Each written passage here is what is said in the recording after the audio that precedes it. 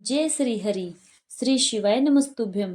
आप सभी का दिन शुभ और मंगलमय हो। आज दिनांक है 19 फरवरी और दिन है गुरुवार। प्रिय श्रोताओं, फाल्गुन मास का प्रत्येक अध्याय अपने भीतर अद्भुत रहस्य और दिव्य फल समेटे हुए है।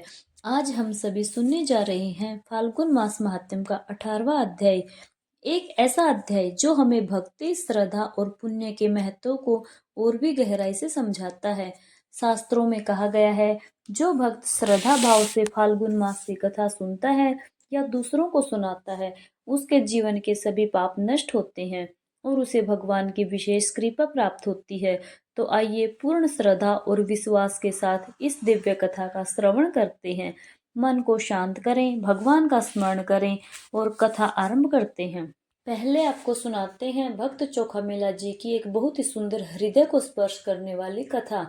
कुछ समय बीतने पर मंगलवेढ़ा गांव की सीमा पर सुरक्षा के लिए एक बहुत बड़ी दीवार बांधने का कार्य निकला। उस समय मुगलों का शासन था और आसपास के क्षेत्रों से शक्ति और जोर जबरदस्ती करके मजदूरी हेतु आदमी लाना सैनिकों ने शुरू कर दिया।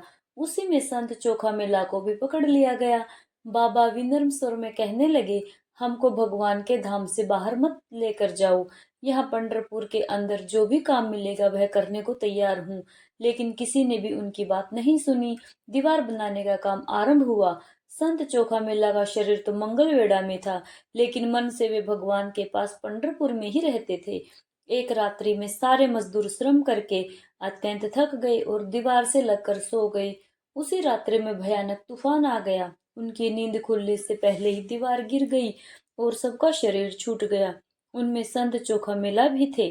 पंढरपुर में जब यह वार्ता पहुंची तो सभी परिवारों और संतों को बड़ा दुख हुआ। नामदेव जी उस समय पंजाब से वापस पंढरपुर आ रहे थे। नामदेव के आने पर उनका पवित्र जय जयकार हुआ।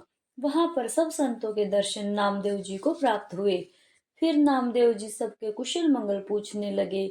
उन्होंने एक वारकारी भक्त से पूछा, चोखामेला काका नहीं दिख रहे, वे कहाँ हैं? वह वारकारी रोने लगा। रोते रोते कहने लगा, नाम हमारा चोखामेला काका हमको छोड़कर चले गए। नामदेव जी को संत के विरह से अत्यंत दुख हुआ। नामदेव बहुत देर तक चोखा बाबा को याद करके रोते रहे। किसी तरह स्वयं को संभालकर वे सोचने लगे, हम चोखामेला के परिवार के सदस्यों से अब कैसे मिलेंगे? उनको सांत्वना हम कैसे देंगे? नामदेव सीधे विठल मंदिर गए और उन्होंने प्रभु से कहा, कुशल मंगल पूछूं या फिर चोखामेला के विषय में कहूँ? उनके जैसे संत कहीं नहीं मिलते। प्रभु, आप केवल देखते रह गए और बाबा तो आपके परम भक्त थे, आपने उनको अपने पास बुला लिया, हमारा क्या? भगवान भी होकर रो रहे थे। प्रभु ने कहा, चोखामेला जगत में आए और अपना काम करके चले गए, पर सत्य कहूँ तो वे आए भी नहीं और गए भी नहीं। शरीर का वस्त्र क्या चोखामेला है? क्या नामदेव, तुम तो यह सत्य जानते हो। चोखामेला तो भक्तों का निर्मल प्रवाह है, वह आए भी नहीं और गए भी नहीं। नामदेव, मेरी एक इच्छा है जो अब तुम्हें पूर्ण करनी है, तुमसे विनती करता हूँ। नामदेव जी ने कहा, प्रभु आप तो आज्ञा करें। नामदेव, चोखामेला की भक्ति का आदर्श संसार में अमर रहे, ऐसी हमारी इच्छा है। उनके जैसे संतों के कारण हेतु हमारी भगवत्ता है। नामदेव, अब तुम मंगलवेढ़ा जाओ और संत बाबा की अस्थियां लेकर आओ और हमारे मंदिर के महाद्वार पर उनकी समाधि बनवाओ। नामदेव जी ने भक्त वत्सल भगवान की स्तुति की और कहा, प्रभु वहां पर तो बहुत से लोग दीवार के नीचे दबकर मृत्यु को प्राप्त हुए हैं, अब उनमें भला चोखामेला की अस्थियों को कैसे पहचाने? भगवान ने कहा, नामदेव अब तुमको यह हम भी बताएं क्या? नामदेव ने अपना मस्तक प्रभु के चरणों में रख दिया। भगवान के दो अश्रु की बूंदें नामदेव के मस्तक पर गिरी। नामदेव अब मंगल पेड़ा आ गए।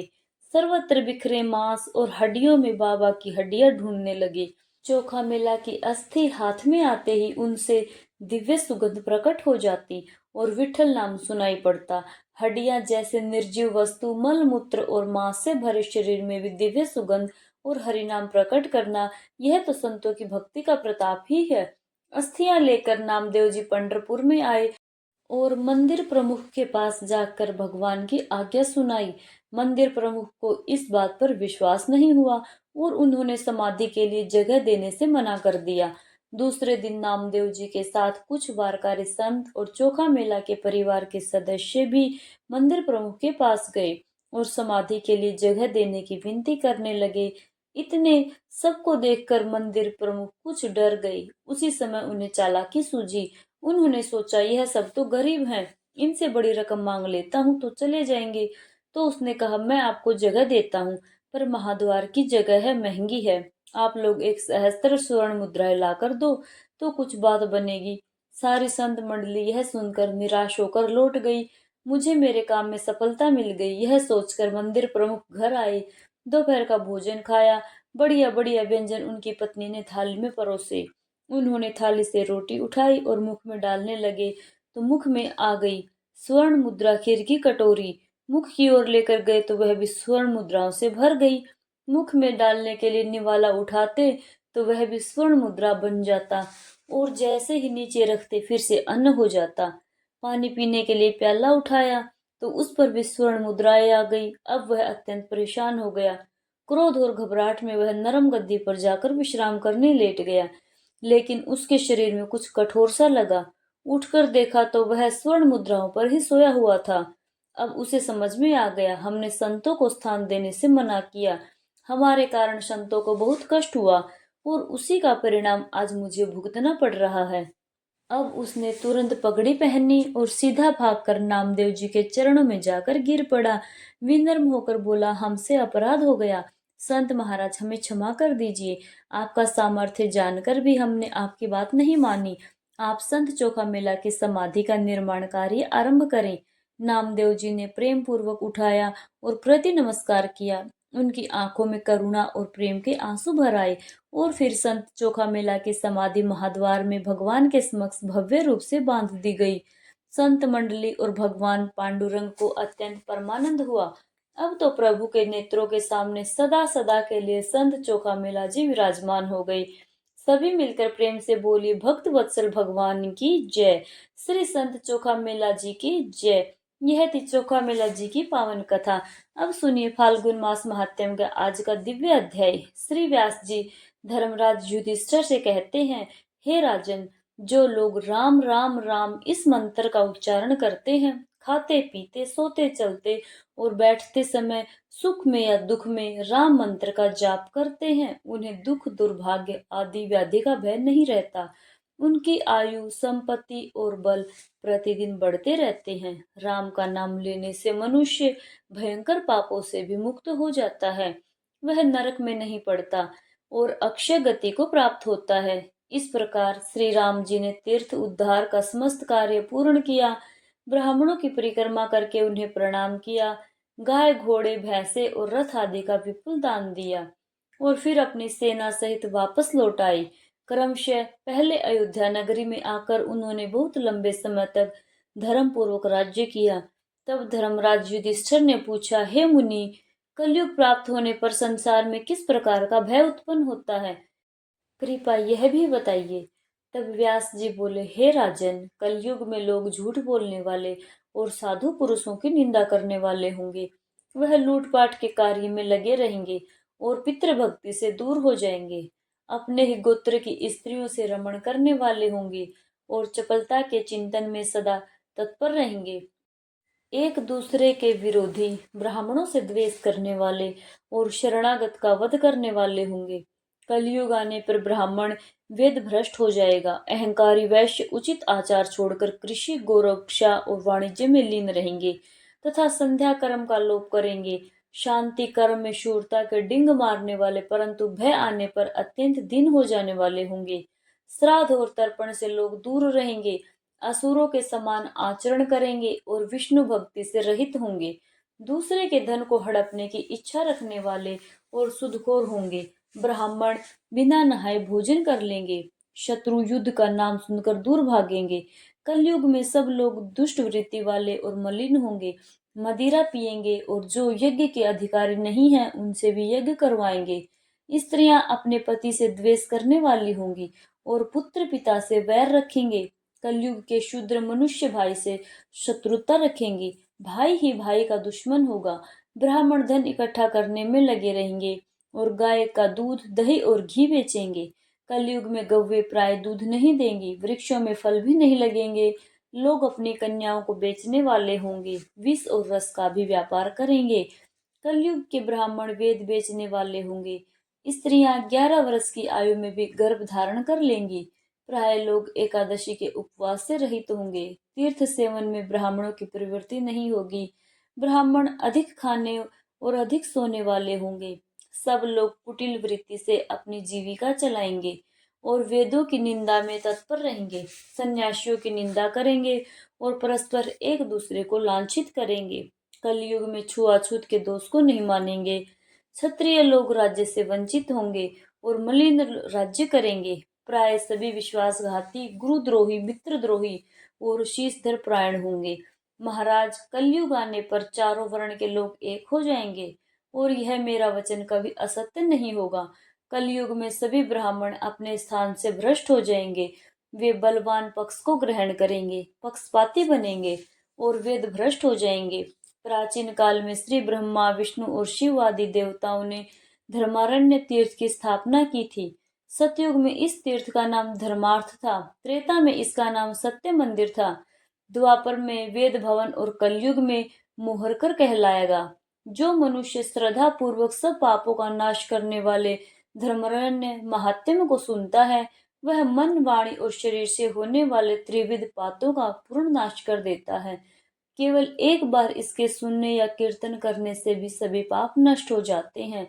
स्त्री हो या पुरुष, जो भी भक्ति भाव से इसे सुनता है, वह कभी भी नरक का दर्शन नहीं करता। ऐसा कहकर श्री व्यास जी वहां से प्रस्थान कर गए और महाराज युधिष्ठिर उन्हें विनम्रता पूर्वक प्रणाम किया।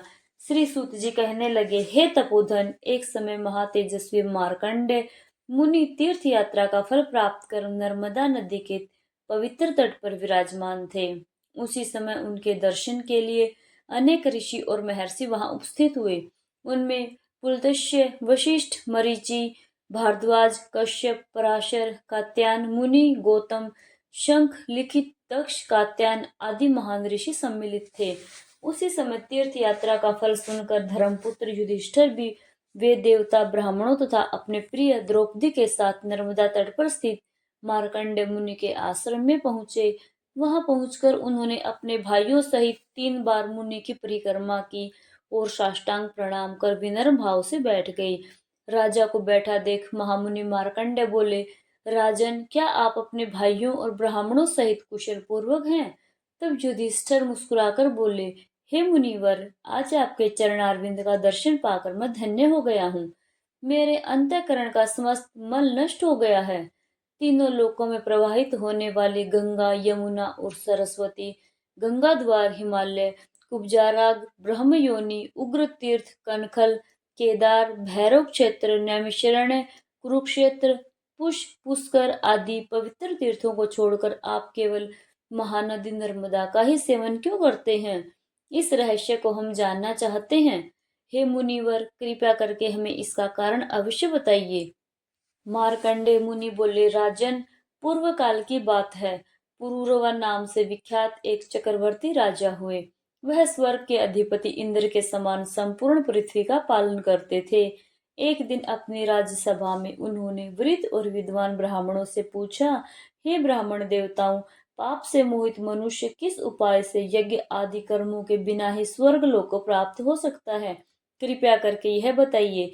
तब ब्राह्मणों ने कहा, महाराज, नर्मदा नदी समस्त लोगों को पवित्र करने वाली है। वह संपूर्ण विश्व का पाप हरने में समर्थ है। यदि आप उसे स्वर्ग लोक से पृथ्वी पर अवतरित करवा दें तो सभी का कल्याण होगा। मन को वश में रखने वाले ब्राह्मणों के वचन सुनकर राजा पुरुरुवा ने कंदमूल, फल, शाक और जल का सेवन करते हुए निर्मल अंतःकरण से भगवान महादेव की कठोर आराधना प्रारंभ कर दी। एक दिन उनकी तपस्या से प्रसन्न होकर भगवान महादेव प्रकट हुए और बोले, वत्स, वर मांगो, मैं तुम्हें तुम्हारी इच्छा के अनुसार वर प्रदान करूंगा। तब पुरुरवा ने हाथ जोड़कर कहा, हे महादेव, यदि आप प्रसन्न हैं तो समस्त लोगों के हित के लिए नर्मदा नदी को पृथ्वी पर अवतरित कर दीजिए। आज लाखों योजन विस्तार वाला जम्बू द्वीप निराधार हो रहा है। ना देवता तृप्त हो रहे हैं, ना पितर, और ना ही मनुष्य संतुष्ट हैं। यह सुनकर महादेव बोले, राजन, तुमने अत्यंत दुर्लभ वर की याचना की है। ऐसा वर तो देवताओं के लिए भी दुर्लभ है। नर्मदा को छोड़कर कोई अन्य वर मांगो, मैं अवश्य दूंगा। परंतु पुरुरवा ने दृढ़ स्वर में कहा, हे महादेव, प्राण चले जाएं तो भी मैं दूसरा वर नहीं मांगूंगा। यदि आप देना चाहें तो बस मेरी यही इच्छा पूर्ण कर दीजिए। राजा का अटल निश्चय और उनकी कठोर तपस्या देखकर भगवान महादेव ने नर्मदा को आज्ञा दी, हे सुरेश्वरी, तुम पृथ्वी पर अवतरित हो जाओ और पुरवर रवा की तपस्या के फलस्वरूप मृत्यु लोक का कल्याण करो। तब नर्मदा बोली, हे महेश्वर, मैं बिना किसी आधार के स्वर्ग से पृथ्वी पर कैसे उतरूं? नर्मदा की बात सुनकर देवादिदेव महादेव ने 8 महान पर्वतों को बुलाया और पूछा, तुम में से कौन नर्मदा को धारण करने में समर्थ है? तब विधिगिरि पर्वत ने कहा, हे सुरेश्वर, आपकी कृपा से मेरा पुत्र नर्मदा को धारण करने में समर्थ है। उसका नाम पर्यक है। महादेव की आज्ञा पाकर पर्यक ने विनम्रता पूर्वक कहा, हे महेश्वर, आपकी कृपा से मैं नर्मदा नदी को धारण करूंगा। इसके बाद नर्मदा देवी पर्यक गिरी के शिखर पर स्थित होकर पृथ्वी पर उतरी। पहले ही पृथ्वी पर भयंकर अकाल था और अब नर्मदा की अपार जल राशि तीव्र वेग से प्रवाहित होने लगी, जिसकी भयानक प्रलय की स्थिति उत्पन्न हो गई। तब सभी देवताओं ने मैकल कन्या नर्मदा की स्तुति करते हुए कहा, हे कल्याणी, अपने मर्यादा धारण करो, किसी निश्चित सीमा में स्थित रहो और समस्त विश्व के लिए हितकारी बनो, प्रलय मत मचाओ। देवताओं की प्रार्थना सुनकर और महादेव की आज्ञा से नर्मदा देवी ने अपने स्वरूप को संकुचित कर लिया। अब वह बिना कहीं किसी प्रकार का कोई भी नुकसान पहुंचाए अत्यंत शांत और मधुर वेग से बहने लगी।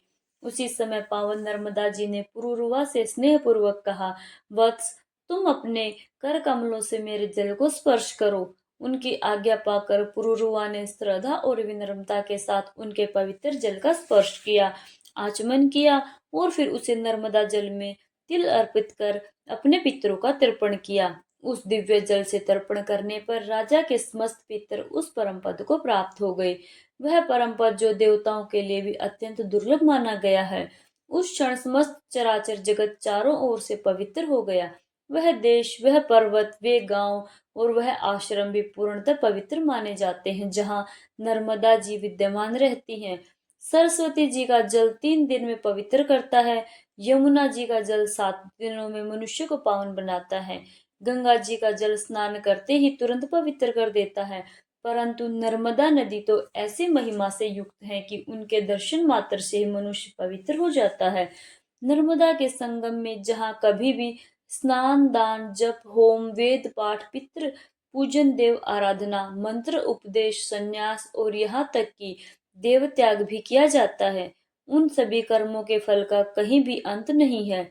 वैशाख, माघ या कार्तिक पूर्णिमा के दिन, विश्व योग में संक्रांति के समय, व्यतिपात और वैद्य योग में अमावस्या में, तिथि की हानि और वृद्धि के दिन, मनवादि, युगादि और कल्पादि काल में जो भी दान किया जाता है तथा जो भी श्रेष्ठ मनुष्य नर्मदा में स्नान, दान, जप, होम और पूजन आदि करता है, वह अश्वमेघ यज्ञ के समान महान फल को प्राप्त करता है। हे युधिष्ठिर, मनुष्य नर्मदा में जहाँ जहाँ स्नान करता है, वहीं वहीं उसे अश्वमेघ यज्ञ का फल प्राप्त हो जाता है। जो मनुष्य प्रतिदिन प्रातः काल उठकर नर्मदा का कीर्तन करता है, उसके 7 जन्मों के संचित पाप उसी क्षण नष्ट हो जाते हैं। और जहाँ संगम तथा बाणलिंग से युक्त नर्मदा नदी स्थित है, वहां श्रद्धा पूर्वक स्नान करने वाला मनुष्य अश्वमेघ फल प्राप्त करता है और अंत में शिव धाम को प्राप्त होता है। जय श्री हरि। हर हर महादेव। प्रिय श्रोताओं, आज के अध्याय में बस इतना ही। यदि आपको यह कथा अच्छी लगी हो तो वीडियो को लाइक करें, शेयर करें और चैनल को सब्सक्राइब अवश्य करें, ताकि आप फाल्गुन मास के आगामी अध्याय की पावन कथा सुन सकें। सभी प्रेम से बोलिए श्री राधे कृष्ण भगवान की जय, श्री हरि विष्णु भगवान की जय।